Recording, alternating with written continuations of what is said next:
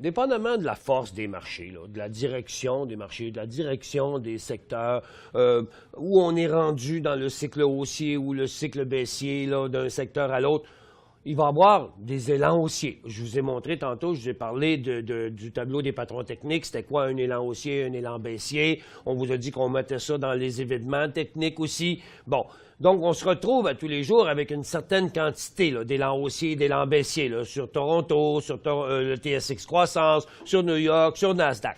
Donc, en après-midi, on examine chacun de ces élans-là et dépendamment de la force du marché et des secteurs, là, ensemble, on va en sélectionner. Là. Il faut que ce soit de beaux élans, il faut qu'ils soient clairs, il faut qu'ils soient forts, il faut qu'ils soient hauts de leur journée, il faut qu'il y ait un bon volume, il faut que le nombre de transactions corresponde. Donc, il faut que ce soit clairement de beaux signaux de qualité.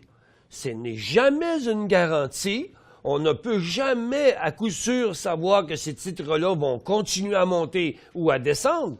Mais ceux qui commencent à monter ou à descendre, les signaux de qualité, c'est là-dedans qu'on va retrouver les meilleurs deals et les meilleurs points d'entrée et points de sortie là, sur les compagnies. Donc, là, je vais vous montrer aujourd'hui, par exemple. Vous cliquez sur « Choix des analystes ». Vous pouvez voir qu'aujourd'hui, il y en a un sur Toronto, 2 sur New York, 1 sur Nasdaq à la hausse et dans les potentiels à la baisse, il y en a 2 sur Toronto, 2 sur New York, 2 sur Nasdaq. Aujourd'hui, on a un marché en faible correction. Donc, c'était pas évident, mais par contre, les secteurs ne sont pas aussi... il y a des secteurs plus forts, il y a des secteurs plus faibles. Donc, lorsque vous cliquez sur « Choix des analystes », je vais recommencer, vous ne l'avez pas vu, vous cliquez sur la ligne bleue ici « Choix des analystes » et ça va vous amener ces graphiques-là. Donc, on va avoir ici là, les titres haussiers et les titres baissiers.